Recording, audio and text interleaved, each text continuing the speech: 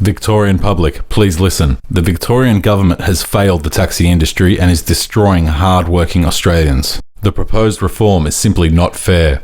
The government created this market and sanctioned the resale of taxi licences to the public for up to $525,000. They are now forcing a partial buyback of these licences for $100,000 and only $50,000 for a second licence. Owners that bought 3 licences or more are being forced to sell these additional licences back to the government for free. How does this make sense? No, really, how does this make sense? Let me break it down.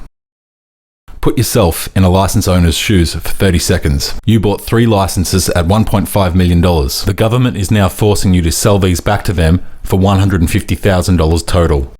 That's a $1.35 million loss, all at the hands of the government.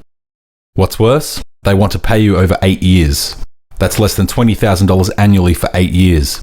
Imagine you own 10 licences. That same $150,000 buyback applies to you too. That's over a $4.8 million loss. How are you expected to survive?